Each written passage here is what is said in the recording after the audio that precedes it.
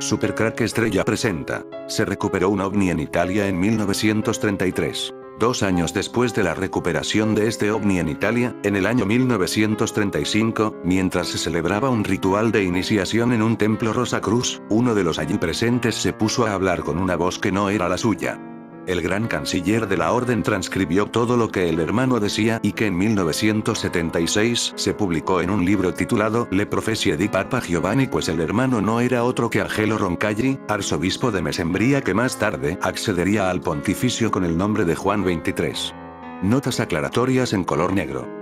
Para muchos esto no tendrá nada que ver con el ovni recuperado en Italia en 1933, para mí todo está relacionado. No creo que los ovnis sean extraterrestres, más bien pienso que son ángeles caídos, y el ovni de 1933 y lo que le ocurrió al Papa Juan XXIII está relacionado según mi teoría.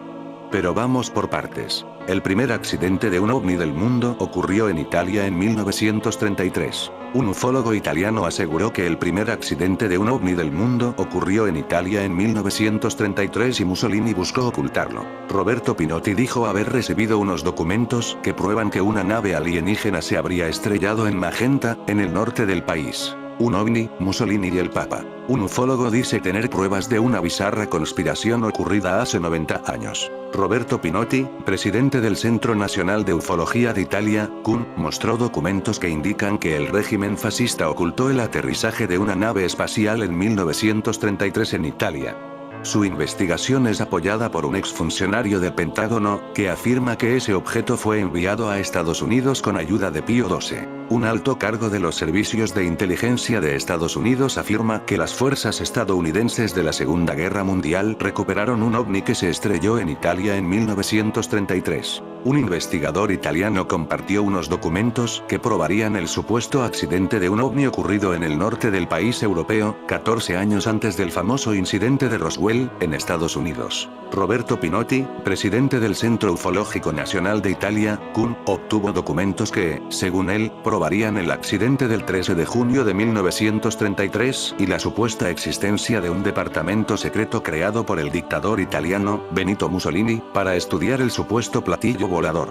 Yo y mi colega Alfredo Lisoni empezamos a investigar la historia del accidente ovni de 1933 en Lombardía en 1996, cuando recibimos algunos documentos secretos originales sobre el caso, explicó Pinotti al Daily Mail. Otro ufólogo en temas ovni estrellado en Italia en 1933 tiene forma de campana, revela David Grusch. Las declaraciones fueron hechas en una nueva entrevista para el Centro Ufológico Nazionale, CUN, donde el denunciante dio algunos detalles interesantes sobre lo que se supone es la primera nave alienígena estrellada y recuperada. En la entrevista participaron los investigadores Roberto Pinotti y Paolo Guizzardi.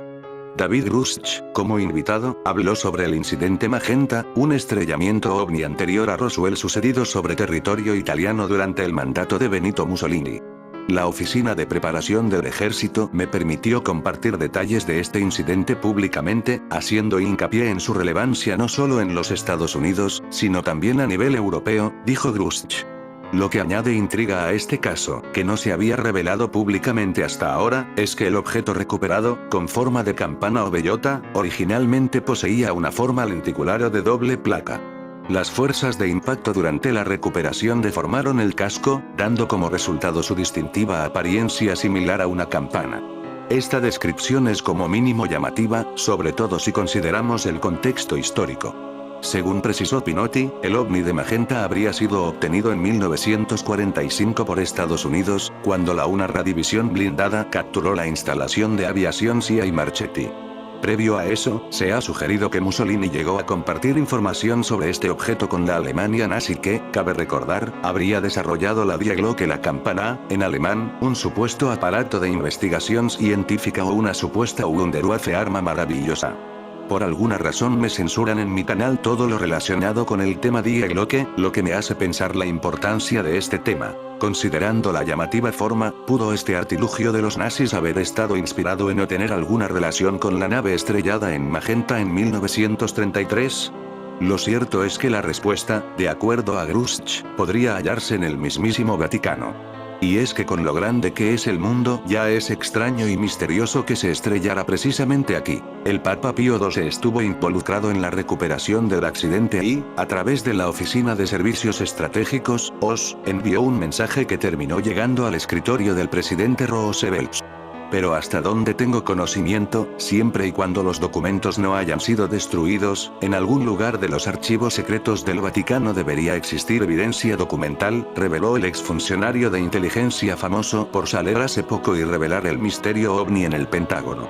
Pese que el anuncio fue mucho más tarde de esta declaración, los funcionarios que me proporcionaron la información, todos ellos con conocimiento de primera mano, creen que el Vaticano aún debería poseer estos documentos, los cuales no deberían haber sido destruidos dada la participación del Papa Pío XII, concluyó. Un investigador italiano compartió extraordinarios archivos, que considera evidencia del posible primer incidente ovni del mundo, ocurrido en Italia 14 años antes de Roswell, y aseguró que una oficina secreto establecida por el gobierno de Benito Mussolini para estudiar la nave, que luego fue capturada por las fuerzas estadounidenses. Roberto Pinotti, presidente del Centro Nacional de Ufología de Italia, CUN, dijo que obtuvo los documentos sobre presunto accidente, ocurrido el 13 de junio de 1933 en el norte de Italia, después de que una persona anónima se los enviara por correo electrónico, alegando que los había heredado de un pariente que trabajó para el dictador italiano. Los documentos de la era fascista que están en posesión de Pinotti incluyen 2 telegramas de junio de 1933 en italiano, uno de los cuales exige silencio absoluto sobre un presunto aterrizaje en suelo nacional de un avión desconocido.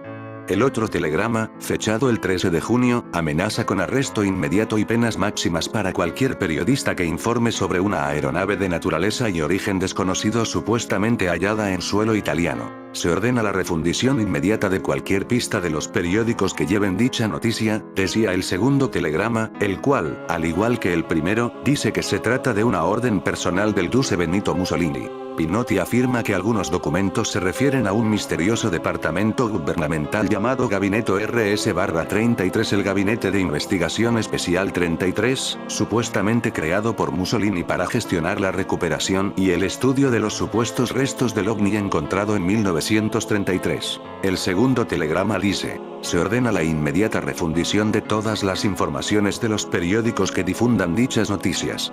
Ambos dicen ser orden personal de Mussolini. Otros documentos enviados a Pinotti, que fueron compartidos con el Daily Mail, hacen referencia a un misterioso departamento gubernamental llamado Gabinete RS-33, o Gabinete RS, Investigación Especial, 33, supuestamente creado por el dictador italiano para gestionar la recuperación y el estudio de los supuestos restos del platillo, así como otros incidentes ovni. Pinotti afirma que el RS-33 estaba dirigido por el inventor Guglielmo Marconi, ganador del Premio Nobel e inventor de la radio. A día de hoy, los historiadores italianos y los investigadores de ovnis no han encontrado ninguna otra prueba de este supuesto grupo en la sombra ni de la participación de Marconi en el supuesto programa. Pinotti también recibió notas manuscritas en papel con membrete de una agencia gubernamental, fechadas el 22 de agosto de 1936, que incluían un boceto y la descripción de una aeronave cilíndrica con ojos de buey a los lados y luces blancas y rojas avistada sobrevolando el norte de Italia. Tras reconstruir los misteriosos documentos, Pinotti determinó que el accidente ocurrió en Magenta, en las afueras de Milán. Los supuestos restos de la nave alienígena se habrían almacenado en el CIA Marchetti de Vergiate, una instalación aeronáutica cercana al supuesto lugar del accidente. Escepticismo. Pinotti aseguró que pudo autentificar al menos parte de su documentación. El investigador italiano hizo analizar uno de sus documentos, fechado en 1936, por un experto forense que concluyó que el papel y la tinta eran de esa época. Los telegramas de 1933 no han sido analizados. Tras 4 años de investigaciones y un análisis forense que demostró que los documentos fueron escritos realmente en los años 30, publicamos un informe detallado en un libro, declaró Pinotti al Daily Mail. Las pruebas hablan por sí solas. y demuestra que el primer líder mundial que se enfrentó oficialmente, aunque en secreto, al problema de los ovnis no fue el presidente Harry Truman con el incidente de Roswell en Estados Unidos, sino el italiano Benito Mussolini, agregó. Sin embargo, los escépticos han señalado que podría haberse utilizado papel y tinta de la época para falsificar los papeles, y que no llevan números de protocolo ni sellos oficiales que ayudarían a verificarlos como documentos gubernamentales reales, pareciendo en cambio más bien memorandos personales. Incluso otros investigadores italianos de ovnis han desestimado la historia. Giuseppe Stilo, miembro del Centro Italiano de Estudios OVNI, declaró a Vice News Italia. Desde un punto de vista científico, se trata de historias vergonzosas. Cualquier historiador palidecería al ver cómo se pretende demostrar una cosa u otra. El historiador británico Graham Rendall, que ha escrito libros sobre avistamientos de ovnis en la Segunda Guerra Mundial, declaró al Daily Mail que cree que las pruebas no son concluyentes. Conexión con las recientes revelaciones de Estados Unidos. Aún así, el supuesto incidente de 1933 ha adquirido un nuevo significado como indicador de la fiabilidad de las afirmaciones de David Grush, un alto cargo de los servicios de inteligencia de Estados Unidos, que conmocionó al mundo el mes pasado al revelar un supuesto programa secreto estadounidense de recuperación de ovnis. Grush, ex alto funcionario de la Oficina Nacional de Reconocimiento, RO, afirmó que una de estas naves extraterrestres se estrelló en el norte de Italia en 1933 y fue ocultada por Mussolini, antes de ser capturada por las fuerzas estadounidenses al final de la Segunda Guerra Mundial y enviada a Estados Unidos. Fue el único caso de accidente ovni que Grush ha descrito específicamente como auténtico. En 1933 se recuperó en Magenta, en el norte de Italia, una nave con forma de campana de unos 10 metros de tamaño. Fue conservada por el gobierno de Mussolini hasta 1944, cuando fue recuperada por agentes de la Oficina de Servicios Estratégicos, OSS, antigua agencia de inteligencia estadounidense, declaró el mes pasado al diario francés Le Parisien. Finalmente, el italiano también recibió memorandos escritos a mano en papel con membrete de una agencia gubernamental fechados el 22 de agosto de 1936, que incluyen un boceto y una descripción de un plato volador, un objeto cilíndrico con ojos de buey a los lados y luces blancas y rojas, que presuntamente sobrevoló y se estrelló en el norte de Italia. Pinotti dijo que a través de los papeles pudo identificar a Sia y Marchetti, una base aérea cerca del supuesto lugar del accidente en las afueras de Magenta, cerca de Milán, como el sitio probable donde se almacenaron los supuestos restos. Ese lugar se salvó de los bombardeos de los aliados durante la Segunda Guerra Mundial y en 1945 fue asegurado por las tropas estadounidenses y británicas. Un extraño avión de metal sin alas en el norte de Italia. La historia de Pinotti se ve apoyada por los recuerdos del italiano Marco Negri, cuya familia vive en el norte de Italia desde hace más de un siglo y contó que su tatarabuelo Pietro, alcalde de Arona de 1920 a 1950, le contó historias a su padre sobre un extraño avión metálico sin alas que se estrelló en Magenta en la década de 1930. Mi tatarabuelo Pietro le contó a mi padre una historia sobre el extraño accidente en 1933, desde que era joven, dijo Marco. Era una historia de segunda mano que me contó mi padre cuando yo era niño a principios de la década de 1990.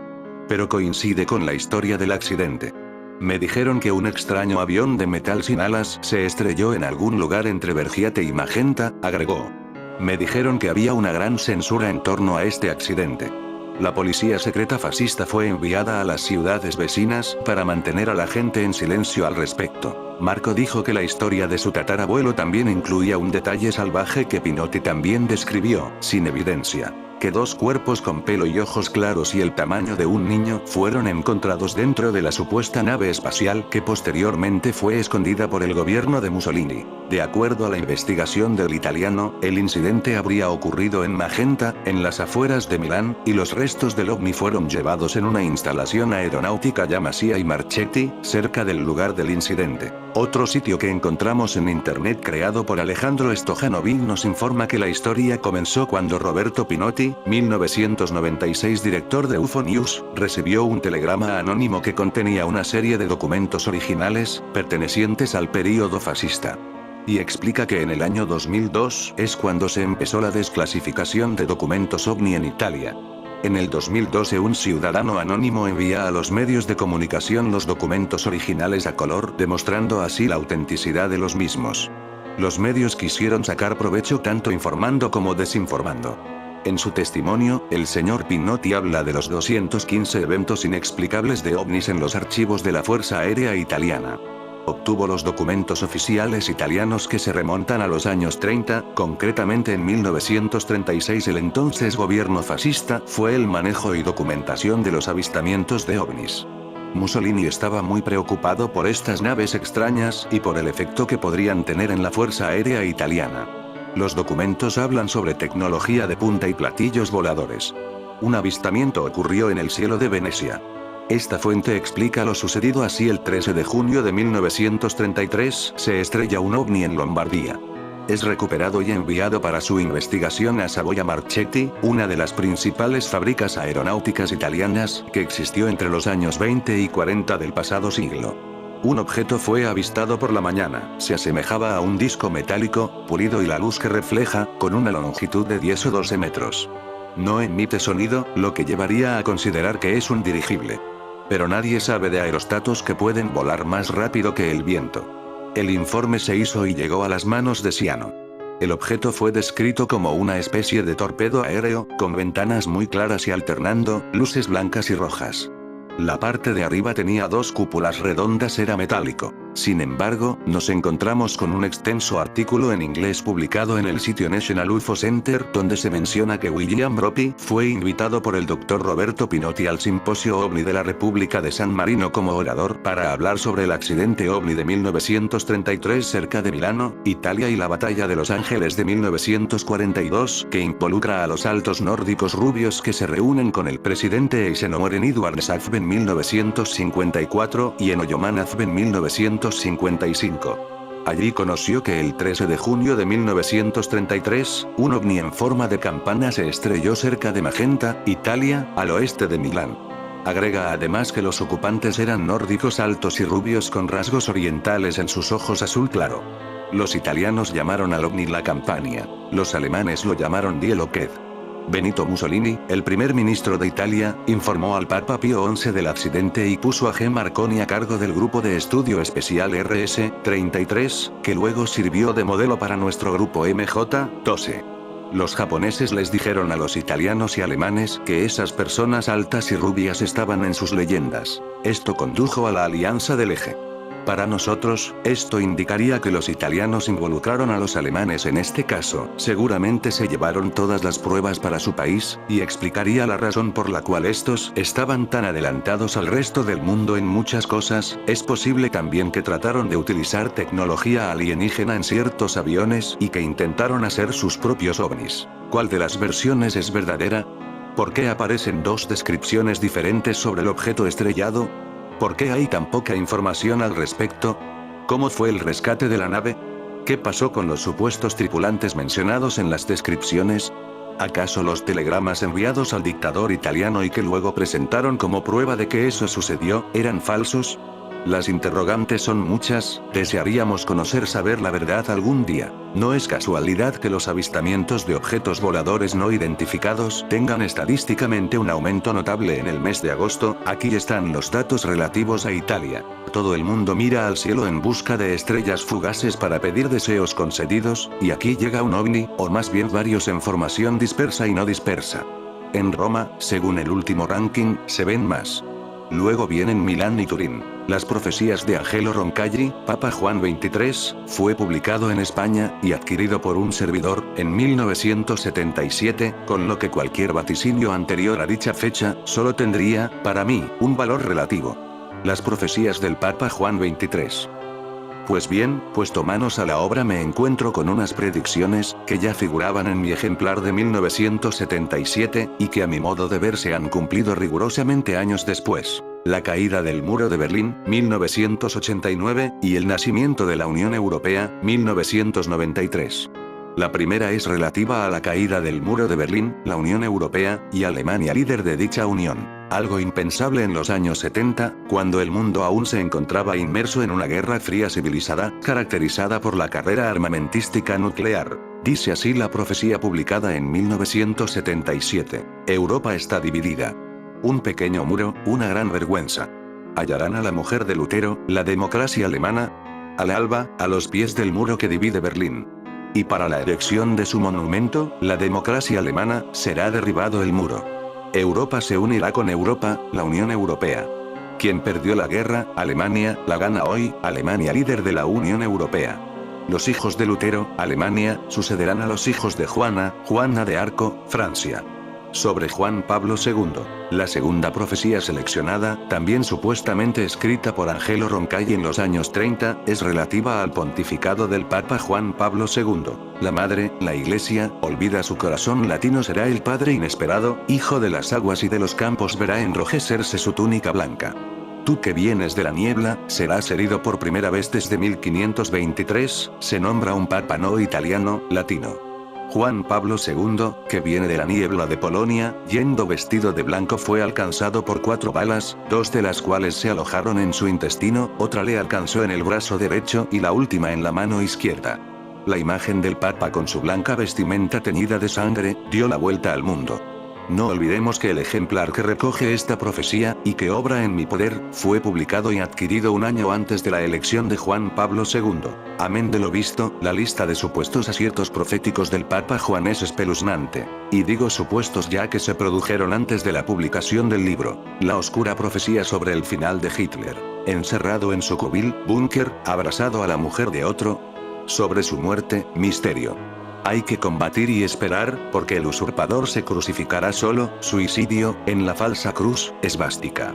Solo entonces habrá paz. Más atención al último que salió de la madriguera, búnker. Será difícil acabar con él y prepara nuevos infortunios para el mundo. Él conoce el verdadero rostro de la bestia. Sobre el asesinato de Mahatma Gandhi, en la tierra de Brahma, una voz desarmada. Es la conciencia del mundo, que nunca morirá, aunque maten su carne. Sobre la primera bomba atómica, la gran arma estallará en Oriente, produciendo llagas eternas. La infame cicatriz no se borrará jamás de la carne del mundo. Más antes de sus palabras de ciencia verdadera, el secreto del arma que destruye las armas. Vendrá entonces un tiempo de paz, y el nombre de Alberto se inscribirá en la lápida. Sobre el asesinato del presidente John F. Kennedy y su hermano Robert, caerá el presidente y caerá el hermano. Entre los dos, el cadáver de la estrella inocente. Hay quien sabe. Preguntad a la primera dama negra y al hombre que la llevará al altar en la isla. Serán 3 quienes disparen contra el presidente. El tercero de ellos estará entre los 3 que matarán al segundo. Hasta aquí tan solo una pequeña muestra, sobre el globalismo y su final. Para concluir, quisiera resaltar una profecía, de las que, insisto, figuran en el libro que adquirí en 1977, que a mi modo de entender hace una clara referencia al globalismo que rige el mundo actual. Algo que da credibilidad al profeta, teniendo en cuenta que en 1977, en plena Guerra Fría, era impensable un mundo global, máxime teniendo en cuenta que Internet por aquellas fechas no existía, ni era imaginable la revolución mundial que su invención iba a provocar a partir de su lanzamiento en 1983. En cualquier caso, la película de la tiranía globalista termina mal, es decir bien, y el mundo entero se insubordinará contra el juego de los poderosos, la secreta hermandad de los grandes, Club Bilderberg, que tramaba la esclavización de los pueblos. Los escasos jefes honrados se unirán, Foro de Madrid, y los culpables serán derrocados. Para el fin del mundo, tal y como lo conocemos, que no el fin del mundo, el profeta también da una fecha, 20 siglos más la edad del Salvador. Es decir, el año 2033, como nacimiento de un mundo nuevo. En 1976 se publicaba en Italia y un año más tarde en España, las profecías de Juan 23. Su autor, el italiano Pier Carpi, 1940-2000, desvelaba una insólita noticia que hacía temblar los cimientos del Vaticano. Antes de convertirse en el Papa Juan XXIII, Angelo Roncalli, 1881-1963, habría sido iniciado en una misteriosa sociedad secreta. Juan XXIII poseído por los espíritus. Cuenta Pier Carpi que se encontraba al norte de Italia, visitando el castillo fuerte de San Leo, cuando un misterioso anciano vestido de gris acompañado de un misterioso perro lobo, se le acercó relatándole una increíble historia. En 1935, Angelo Roncalli ejercía como embajador del Vaticano en Turquía cuando habría entrado en contacto con una logia esotérica, vinculada con la mítica Orden Rosacruz, participando en una siniestra ceremonia de iniciación. Al final de la ceremonia, relataría el misterioso poderoso anciano, los hermanos estrecharon el círculo que formaban en torno a Juan y se concentraron transmitiéndole su fuerza. Y Juan habló. Habló con una voz que no era la suya. Lo que transmitió aquella extraña voz que se apoderó de la garganta de Angello Roncalli, y que parecía salida del mismísimo Averno, quedó registrado en un cuaderno. La crónica novelada de Pierre Carpi no podía resultar más desestabilizadora para muchos creyentes. El carismático Papa Juan XXIII, antes de ocupar el trono de San Pedro, había participado en oscuras sesiones de espiritismo celebradas en una siniestra logia esotérica. Desde que las profecías de Juan XXIII vieran la luz en los años 70, supuestamente anticipando acontecimientos como el asesinato de Kennedy o la muerte de Marilyn Monroe, nadie ha cuestionado su contenido. Buena prueba de ello es que el libro sigue reeditándose y numerosas webs continúan especulando acerca del significado de sus estrofas más herméticas que, en todo caso, sitúan el fin del mundo para el año 2033. Sin embargo, parece obviarse que este relato descansa exclusivamente sobre el testimonio de una persona, la de Pierre Carpi. Así pues, cabe preguntarse qué credibilidad merece toda esta historia. Un papa iniciado en la masonería. El cardenal Loris F. Capovilla, 1915-2016, en la entrevista concedida para el libro Juan XXIII, en el recuerdo de su secretario, 2000, explica: cuando salió en 1976, el libro fue una sensación e inmediatamente fue traducido a varias lenguas. Descubría, como algunos saben, una fantasmagórica iniciación del, entonces, arzobispo Roncalli en la Orden Rosacruz. Se discutió durante un tiempo y de cuando en cuando hay alguien que vuelve sobre el tema. Sobre todo, eso puede bastar una simple explicación. La agenda de Roncalli de 1935 y el registro diario de las misas, punto de referencia de las presuntas profecías, excluyen que el arzobispo fuera iniciado en los secretos de la Orden Rosacruz o de cualquier otra sociedad secreta o que, mucho menos, haya hecho ejercicios espirituales para ser admitido. O sea, estamos ante una inaudita falsedad, y despierta solo doloroso estupor la ultrajante tentativa de envolver a la persona y el servicio del Papa Juan en las espiras de la magia y de la adivinación. No es la primera vez que la imaginación de Pierre Carpi, conocido precisamente por escribir guiones para cine y cómic fantástico, hilvanaba conexiones entre personajes históricos y órdenes masónicas. En una reseña biográfica sobre Nostradamus, este aparece vinculado nada menos que como miembro activo del Priorato de Sion, la famosa sociedad secreta mencionada luego en el Código Da Vinci, 2003. Por si todavía quedara alguna duda, hay elementos suficientes para afirmar que las profecías atribuidas a Juan XXIII no pudieron nunca haber sido escritas en 1935. Es un análisis pormenorizado de su contenido el que nos permite descubrir el año exacto en el que fueron redactadas. Y esta fecha estaría muy cercana a la de la propia edición del libro, 1976. La evidencia de que el texto no pudo nunca haber sido inspirado antes, nos lo proporciona el hecho de que los únicos vaticinios que se han cumplido son, como no podía ser de otro modo, anteriores a esa fecha. Queda, por supuesto, que todavía se cumpla el último vaticinio, el del fin del mundo en el año 2033. Así que habrá que esperar hasta entonces para estar plenamente convencidos de que las profecías de Juan XXIII no son más que un fraude. Pero hay que reconocer que en todo esto hay muchas cosas extrañas, por ejemplo y otra vez con el Papa Juan XXIII. El tan querido Juan XXIII, también conocido como el Papa Bueno, determinó que la estructura del Vaticano estaba ya obsoleto, convocó un nuevo concilio de la Iglesia, el Concilio Vaticano II, a modo de poner al día a la Santa Iglesia Católica, esto poco antes de su muerte el 3 de junio de 1963. El mismo Papa Francisco reconoce que este concilio abrió el camino de la renovación de la Iglesia.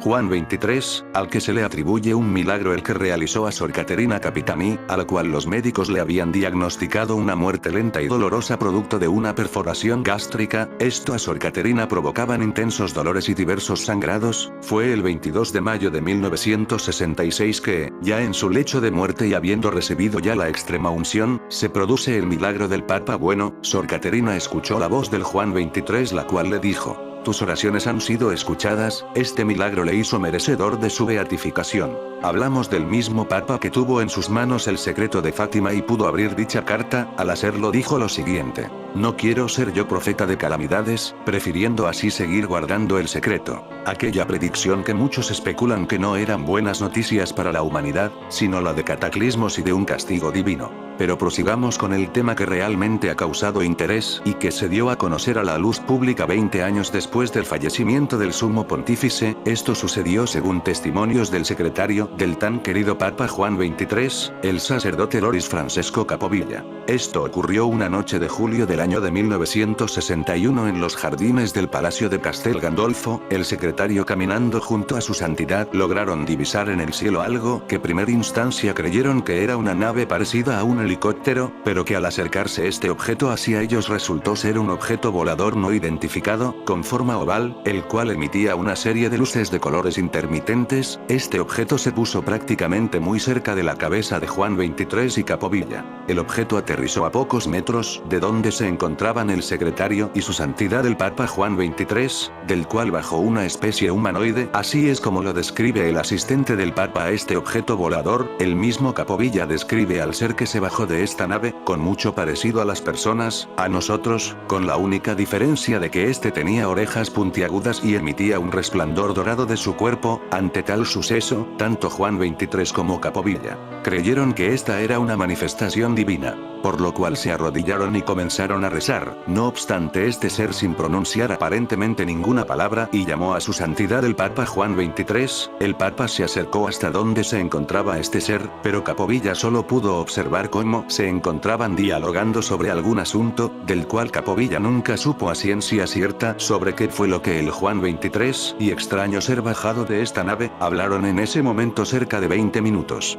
Capovilla nos dice que el extraño ser entró nuevamente en su nave y esta posteriormente se elevó y se perdió en el firmamento. El Papa regresó hacia donde estaba el secretario y lo único que le puedo decirle a Capovilla es que los hijos de Dios están en todas partes, aunque algunas veces tenemos dificultad en reconocer a nuestros propios hermanos. Después de este acontecimiento tan increíble, eran constantes los avistamientos de este tipo de objetos en los cielos del jardín de Castel Gandolfo. Capovilla divulgó este suceso entre el Papa Juan XII y el extraño ser. La conversación entre este ser y el moraca papal, nunca lo sabremos. Quedará así esta incógnita durante el paso de la historia, que fue aquello de lo que hablaron Juan XXIII y el extraño ser proveniente de los cielos. Lo que sí tenemos claro es que el tan querido Papa Bueno, estaba de cierta manera muy conectado a estos seres suprahumanos. A esto sumarle lo que el exorcista y asesor del Papa peregrino Juan Pablo II, Monseñor Corrado Balducci, sostiene que la presencia ovni es real y que la vida en otros planetas es posible. Decía en una entrevista que los extraterrestres son seres como nosotros compuestos con alma y cuerpo. Corrado Balducci, en esta misma entrevista hacía referencia a la carta enviada por San Pablo a los colosenses, porque por él fueron creadas todas las cosas, las que hay en los cielos y las que hay en la tierra, visibles e invisibles. Sean tronos, sean dominios, sean principados, sean potestades. Todo fue creado por medio de él y para él. Colosenses 1:16. Afirmando así que este versículo bíblico hace referencia a que la vida en otros planetas es totalmente posible, además que estos seres al día de hoy viven entre nosotros. Yo he encontrado en mi canal OVNIS el Gole Art en Alemania del año 1943 entrando con el histórico, y es verdaderamente alucinante pese a que parece que la censura no permite que esto llegue muy lejos. Puede que sea un búnker antiaéreo, puede ser, no digo que no soy sincero, pero ahí está. En fin amigos de Supercrack Estrella, si el video te gustó pulgar arriba.